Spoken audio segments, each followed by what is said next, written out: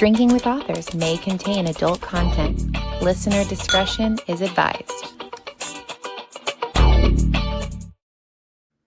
Welcome to Drinking with Authors. I am your host, Erica Lance. I am here today with the amazing Kate Jenkins and Morgan Moreau.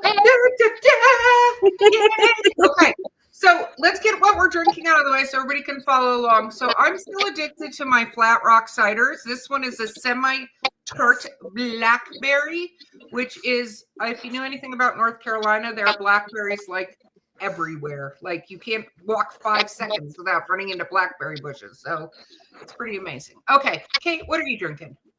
I just got a margarita. Nothing too special. I love that. Okay, Morgan, what are you drinking? I got a rum and coke made with Pusser's rum, and I don't know if you know this about Pusser's rum, but it used to be the official rum of the British Navy during the age of piracy, and it was part of their rations they got every day. That's pretty cool. I would love to be a part of something that gives me rum as part of my rations every day. Can we That would be please great, somehow right? bring that back? Like you go into work, you get your desk, your cubicle, and rum every day. That needs to be added back in. So, okay, for the listening and viewing audience, let's talk, because I'm very lucky because you guys are co-authors on many, many, many books. So who wants to talk about what you guys write? Kate is the best at describing them, so I'll let her do it. Oh, volunteered as tribute. Make it happen. Okay, so I've got the elevator pitch down for the first series. Still working on the second series, but we've got 2 series currently. We have the Legends of Coralia, which include The Fractured City, Coming Rebellion, Hope and Ashes, and Mark Queen.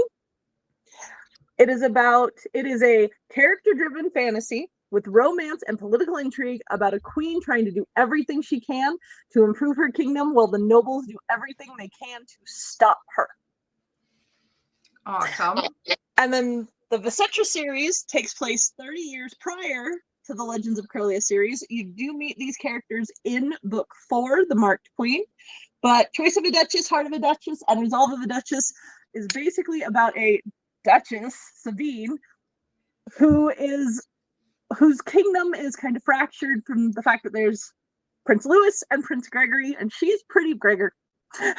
She's pretty much in charge of picking who's in charge. One of them would really like to marry her off so she gets out of the way, so she has to hire a bodyguard. The bodyguard is tall, dark, brooding, and, well, I've been told stupid all the time. He's a himbo. And will she fall in love with him while doing what she can to save her kingdom? I love that. So I love how they're interchanged together. And isn't the next one in the Legends of Coralia, that's going to be put up for pre-order soon too, right? Yes. Mm-hmm. Super exciting, voracious writers. So I got to start with what got you guys together to do this? Morgan. Online in a role-playing game and Yahoo groups back in 2000-ish, and we never quit writing together. No. So, wow. You know. Yeah, it's been over 20 years. Wow. Yeah. We met each other for the first time in person in 2019, and PopCon, where we're appearing at the end of the month, will be the second time we've seen each other. Yep. That is actually so amazing. That really is, that you guys have created all these worlds. So, okay, the next question, of course, comes, what gave you these ideas? What gave you the idea for the Fractured City? Where did it start? So there's a lot of different inspiration. Part of it is like, these are the kinds of stories that I, as a media consumer, like to enjoy. Like, I love Ever After and The Princess Bride and Pirates of the Caribbean and, you know, all of the kinds of movies that are like that, where you have a lot of action, a little bit of magic, a lot of really great romance. So that's part of it. And we used to write in a game together way back in the day that had the premise of being in a kingdom that's going through political turmoil. And so, you know, this isn't a copy of that, but it was inspired by it for sure. And that's the Legends of Coralia series. The Visetra series is a based on a review that somebody left for the Fractured City right before it came out. Oh, wait a minute. I know that I've had a little bit of mine, not enough yet. So you wrote an entire series of books off of a review? Yep. Did. What the So hell there did are two. you say that you went, you know what we need to do? We need Okay. to write 3 books about this. So in the Fractured City, you meet all the characters, like Colette, our queen, and Orion, who is our grumpy elf mercenary. And they interact once, technically, towards the end. Like, they don't interact till the end of the book. But someone said that they thought that they had great chemistry and they couldn't wait to see where their romance went. Okay. This isn't really a spoiler. It was not meant to be. Yeah. This isn't really a spoiler, but that character becomes her brother figure. Okay, that's a whole different kind of book right there when that happens. Like, that you're not writing. So, no. Yeah. But we went, well, do they have chemistry? And we kind of started writing things, and then the characters went from being Colette and Orion to Sabine and Farron with different personalities and different things, and ta-da, fanfic. Well, it's amazing. So let's talk a little bit, because I don't talk a lot to a lot of co-authors on this podcast. So how do you guys do that? Like, how do you separate who's writing what, or how did the dynamics go for that? So, in general, we both have characters that we primarily write for. So I write primarily for Colette. She sometimes writes stuff for Colette, but I'm the primary voice for that. And so she has her characters that she primarily writes. And we write together both in Google Docs and in Discord. And we sort of blend it together and edit and blend it together some more. So it really becomes one cohesive piece. But sometimes you're taking like just joking around stuff and it suddenly is a chapter. It's like sometimes I'll send her a message and I'll put Laurent in front. Where's Colette? I want to see Colette today. And all of a sudden she puts Colette, I'm right here. What do you want? I missed you. I wanted to spend some time with you. I'm busy right now, but I wanted to see you. And then all of a sudden we add things around it and descriptions, but the chapters can literally be something like Colette turned and looked at Laurent. This is all Morgan. Colette turned and looked at Laurent. What are you doing, you idiot? And Laurent turned, and then I just go, and Laurent goes, I'm having a good time today. And then she adds to it, and I add to it, and she adds to it, and I add to it. And then Morgan blends all of it. Morgan blends all of it. Oh, I see. So Morgan is the sort of the dough massager of this to make the loaf pop up properly. Morgan is very well aware that I will just ramble. And sometimes not that much dialogue or description is needed. Wow. Well, I think it's amazing, especially because, like, I co-author a series with somebody else, but how we do it is a chapter on and chapter off, and they're from 2 POVs. And like when we wrote the book, the first one, we had a very different idea. We're in the middle of the second one, and the characters literally meet each other twice in the first book, and that was it. But it's their independent stories. But I was like, I don't know how I would have done this if it wasn't me doing it, him doing it, and then us figuring out how we had to like sort of tie parts together a little bit. So that's freaking amazing. I love that so much. So you guys are pretty prolific though. Look at all these books. Like, when did you first come out? When did you first get published? It was 23, wasn't it? Or 20? Yeah, it was late 23. November 10th of 2023 was when The Fractured City came out. Then we had Coming Rebellion in May of 24. Then we had Hope and Ashes on November 15th of 24. Marked Queen just came out May 10th. of this year, and these 3 come out August, September, and October, and they're all available to Arc Read right now. Wow. And then 5 comes out in December. Think so. And then we're hoping for 6 in May. And then depending on how it goes, we'll see how Winds goes. Or if we start talking to you about the 2nd season of Legends of Coralia. Or the books of the Citrus series that we're already talking about. Yeah, like originally when this all was conceived, Legends of Coralia was supposed to be a 3-book series, and then it became 6, and now we're writing 6, and we're like, we have this whole other idea. So now we're talking about Legends of Coralia as being like a TV show where you have seasons. So book 1 through 6 is season 1, basically. So far, we have a very basic premise for season 2, which all starts off with Orion kidnapping a kid. Okay. We'll see if it stays with that.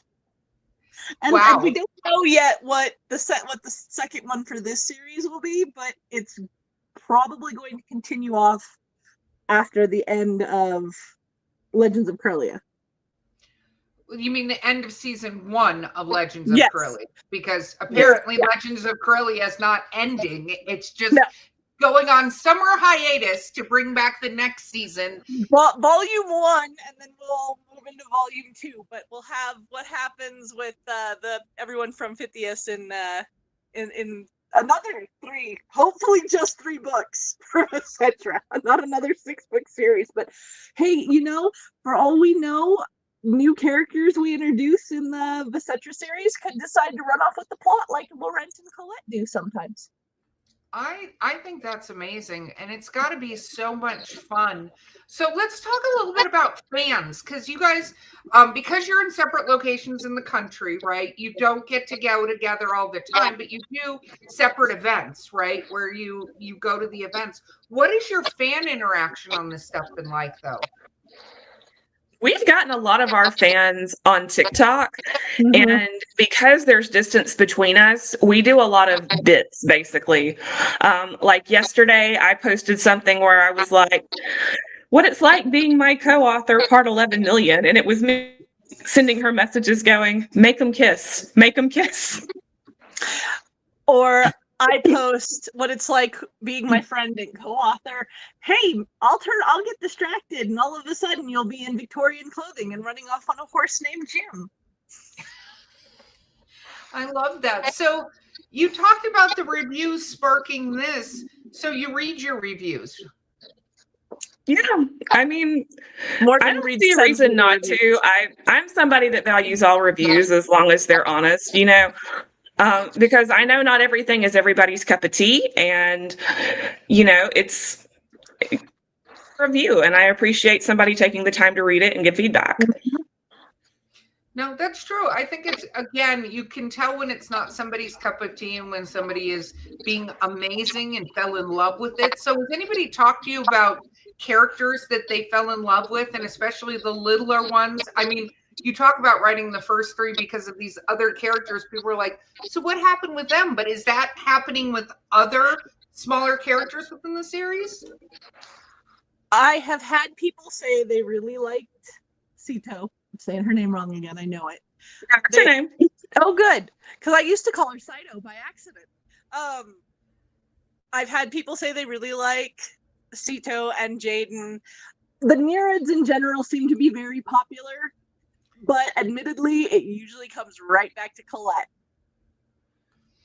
Laurent gets a lot of love too, but we've been told that we took a very different take on the sassy lady who takes no shit taking back her throne. We've been told we take a very different route to that. And I will say, like, Laurent becomes a bigger character as the series goes on, but when we just had the first book out, he was a fan favorite because he was so impactful in the handful of scenes he was actually in. Yeah. He's the character that everybody else is really tense and angsty, and he doesn't have any fucking clue what's going on. He's just kind of there for the ride. He's like, I'm here. She's hot. Let's go. I love that, because sometimes I feel like people write so much into every character has to kind of somehow know what's going on with the plot. So I love the idea of somebody who's just like, it's cool. What are we doing? Like, yeah. And honestly, he does know what's going on. You just wouldn't know by the way he goes. He is an unreliable narrator at points, isn't he? He is, and he's supposed to be the muscle. He's not the planner. He's not the person that. He's the guy that walks in, looks hot, seduces the target, maybe kills him, maybe doesn't, gets the. They meet. We have a meet cute in book 1. A meet cute. This is our meet cute. He's running from someone's husband because he was sleeping with their wife, jumps the balcony and meets the queen. That's their meet cute. Like that's his character. Like sleeping with Lord Elric's wife, running from Lord Elric. Oh, look, balcony. Oh no, queen. And she doesn't scream. She doesn't like try to make him leave. And he's just completely baffled about what he's supposed to do as a result, because that's what anybody with any brains would do. So he calls her freckles and stares at her bountiful bosom. I love all of that because the movies that you mentioned that you loved, like you started saying stuff in little tiny pieces of them. I was like, look at how this is sewn together. I love that. One of the things, and we're going to have this as something we give away with our books and just generally give away while we're at PopCon. One of the things that he says to her, and it's because he wants her to talk to him, and this is how he gets her attention. This is how he tells her without telling her that he is in love with her, that she is the center of his world, and everything she has to say, no matter what it is the most important, is tell me something, which is a play on as you wish. And we're going to be giving away little things that you can put on your badge at PopCon. Oh my gosh. Like literally, if for no other reason, come to the booth and see you guys at PopCon because the swag is phenomenal. Phenomenal swag. We've also got, I've never been very delicate because Colette says that in book 1 because she is not delicate. Okay. Technically not delicate. So okay, so have you guys have cast this in your mind? You had to have cast this, right? Okay, so where are we going? Who's playing Colette? Gemma Arterton. Yeah. From Prince of Persia. Oh, anything, but generally from the Prince of Persia movie. The way I picture Colette is Gemma Arterton in the Hansel and Gretel Witch Hunters movie. Yeah. Yep. I do enjoy that. Laurent would be Reggie Jean Page from Bridgerton because that man, the way he smiles. It's him. Yes. It's him. Yes. I will take that every day of the week. Yes, please. Okay. Orion is interesting because originally when I first started picturing him and writing for him, it was Heath Ledger, specifically from Knight's Tale. But he's too grumpy for that. So have you watched A Ballad of Snakes and Songbirds? Yes, of course. The actor who plays Snow with the longer curly hair. Oh, yeah. Oh, my gosh. See, A Knight's Tale is one of my favorite. Like, I have watched that movie. I don't even want to discuss how many times. Much like Ever After, much like all these movies you're mentioning, I was like, and you made me think of the Three Musketeers with Charlie Sheen and I love it. Yeah. Yes, there's some inspiration that I've taken from that as well for these characters. Yes. It's what I thought of, and I'm like, I love these movies. Like, I could just watch those movies all in a row. Yes. I love them so much.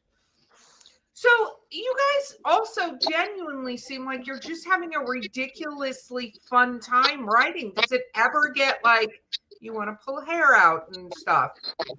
Oh, I'm sure I've caused Morgan to want to pull her hair out, especially when I hit, if not a writing block, a depression, and then just I'm not the best at doing anything.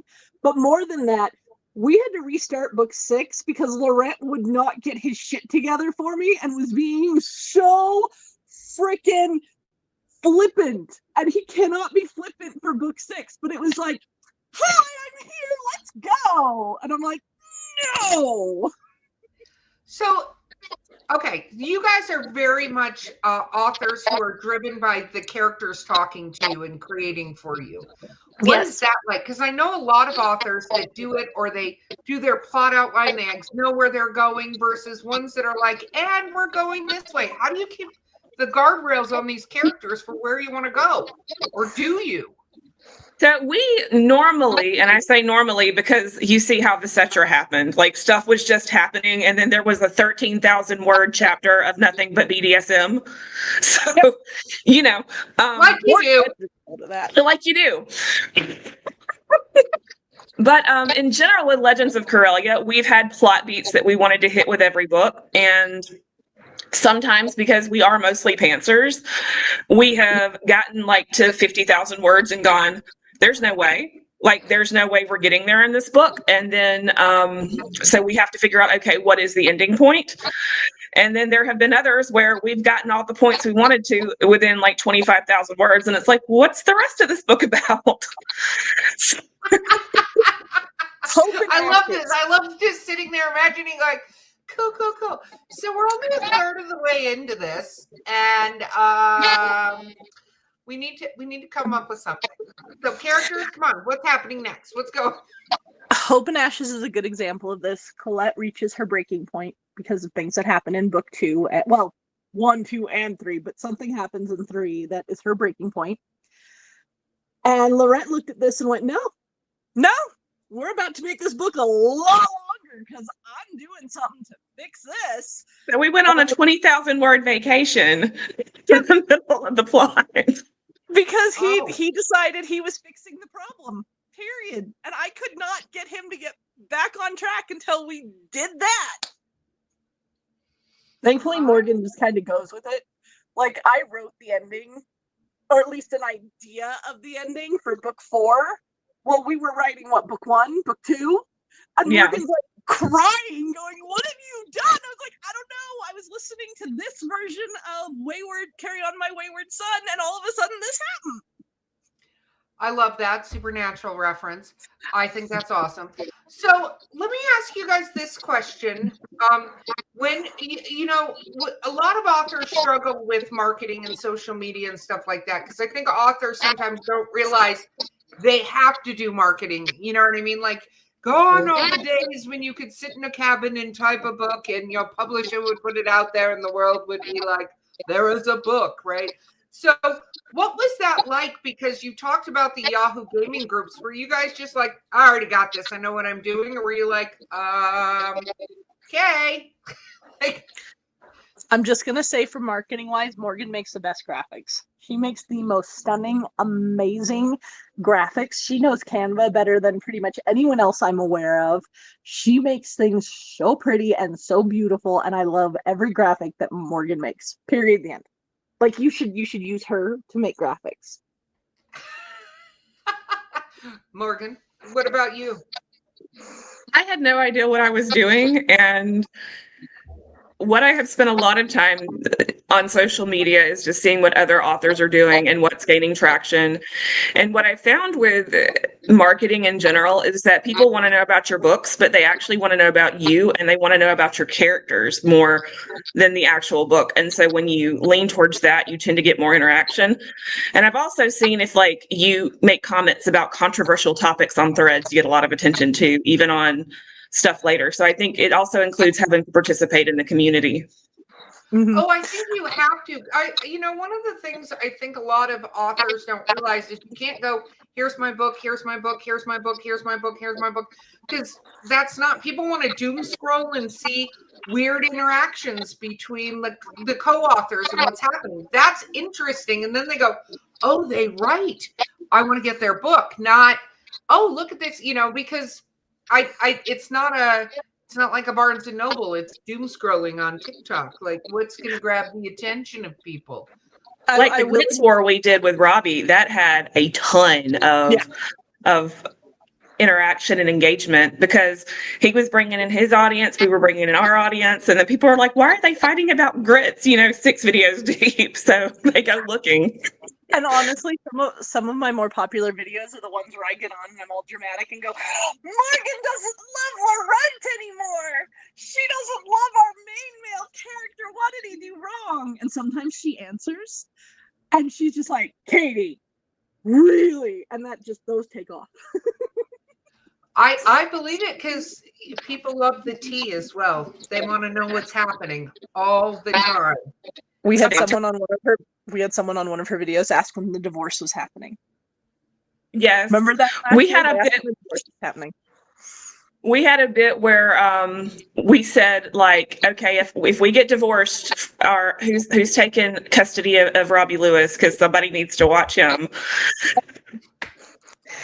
That is an accurate statement, though, right there. That is a 100% accurate statement. Somebody does need to be the babysitter of that human. So,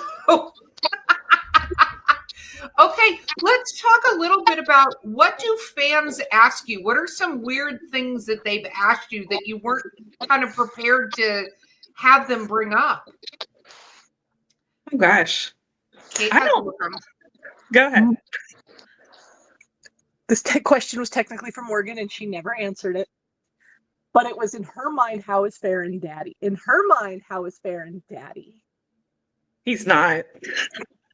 He's no. But that's one of the weirdest questions. Or Kayla did ask what Sabine's favorite position was. Oh my God. Another person asked if Colette was actually okay with public with being an exhibitionist because of how her and Laurent are. I've had some of those questions pop up. I ask you a lot of dirty questions they don't ask me. Well, it's mainly Kayla.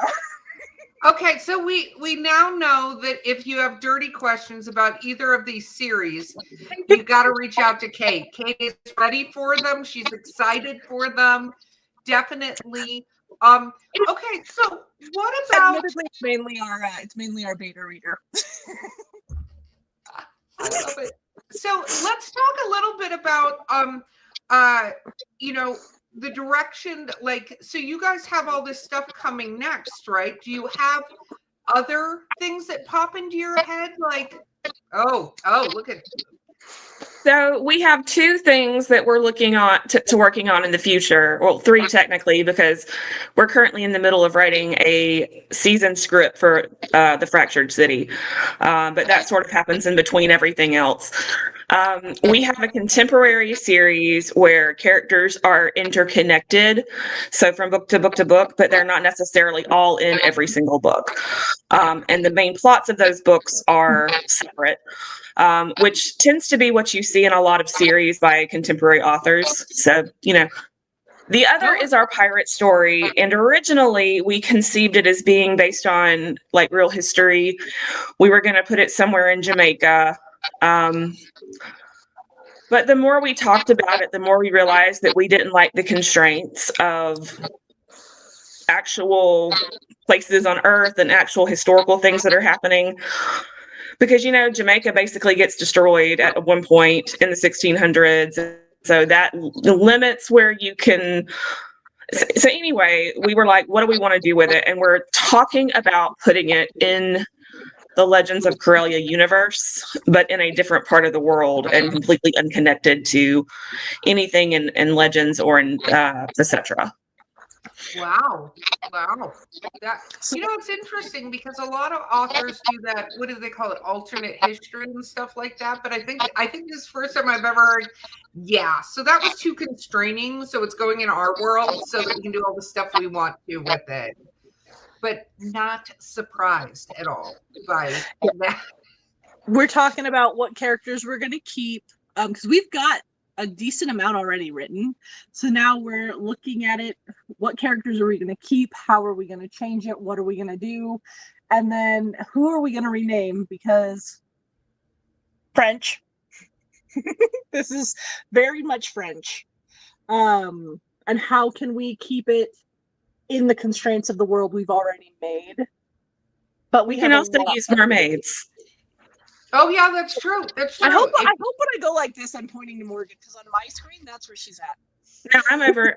I'm in the left hand or the right hand corner on my side. So No, Yeah, it depends on the person. So you're just randomly pointing. It goes with the margarita, though. I'm on board with it. Like you're like, and somewhere over here is my partner that is Morgan's somewhere around here. Right. Yeah. So Kate brought this up, so I'm going to dog on her just a little bit.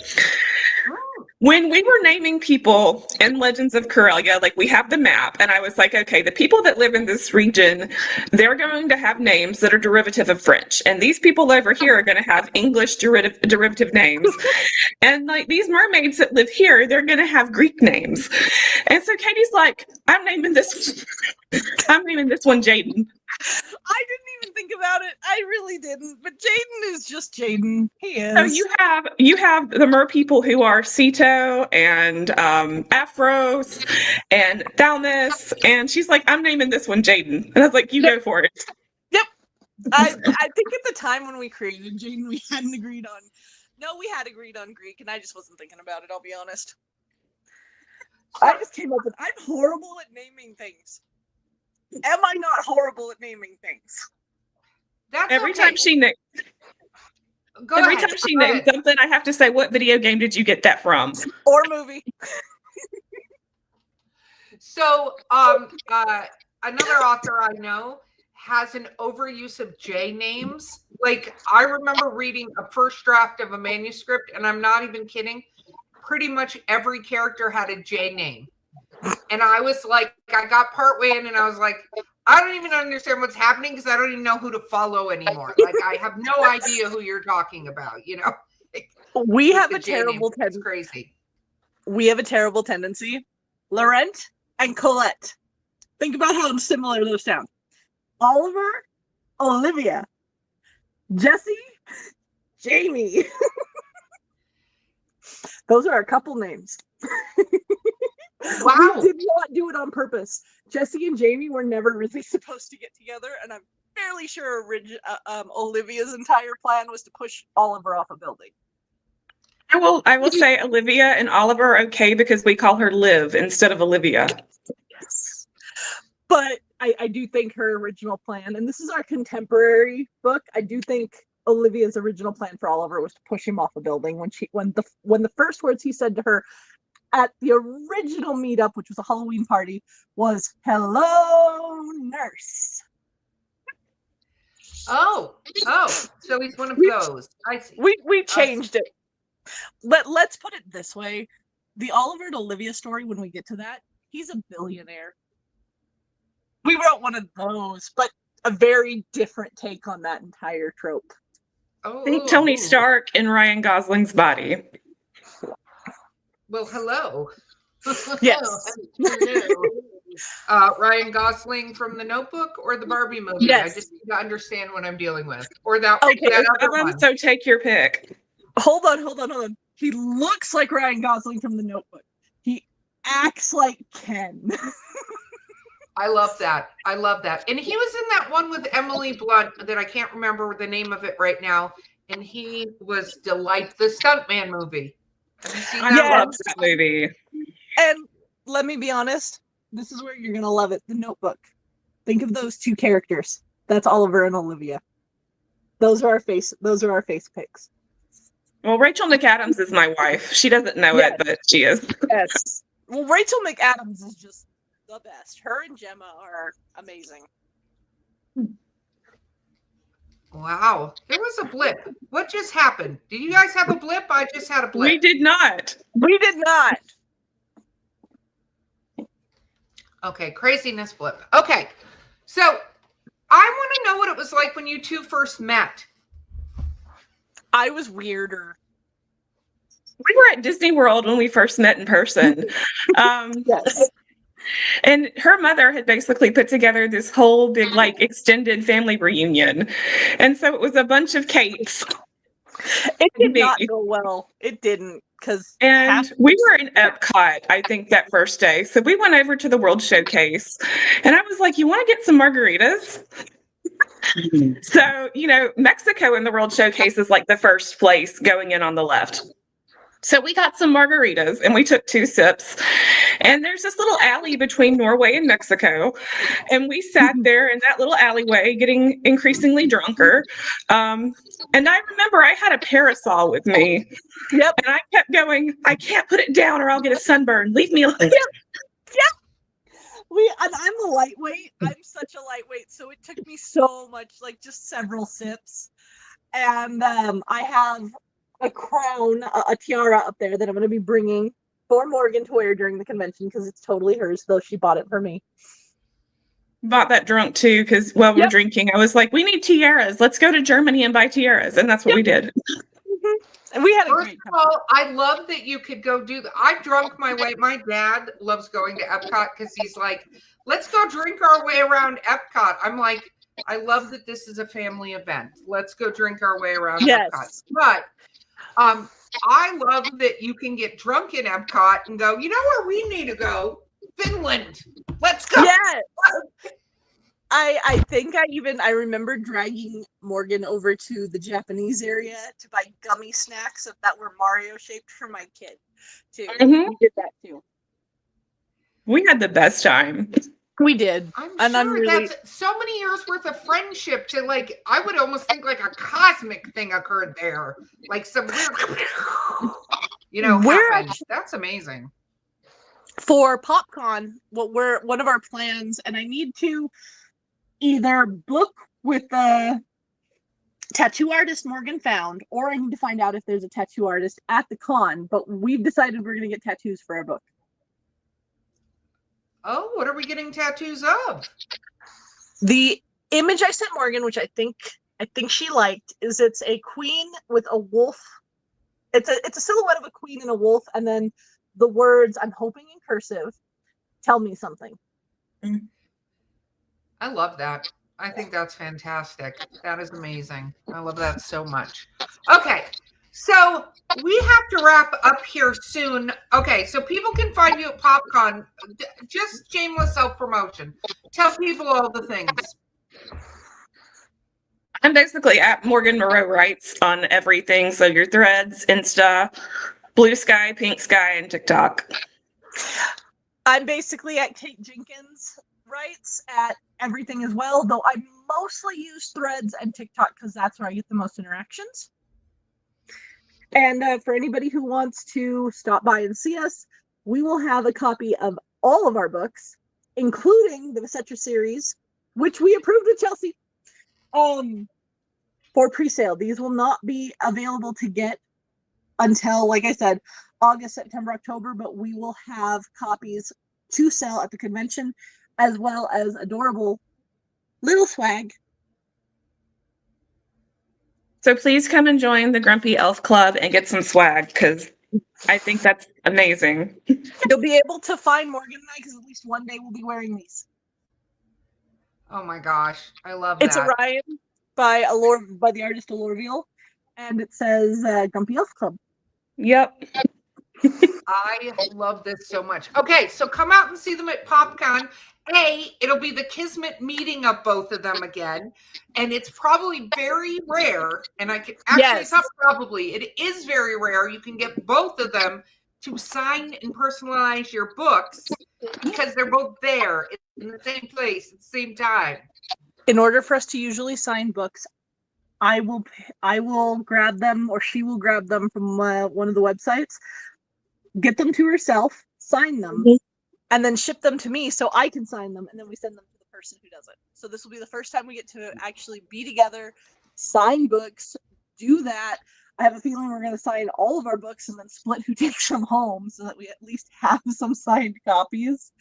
But yeah, this, and Morgan's already got a video planned where she's going to walk up to the other authors and be like, are you Kate Jenkins? Are you Kate Jenkins? Are you Kate Jenkins?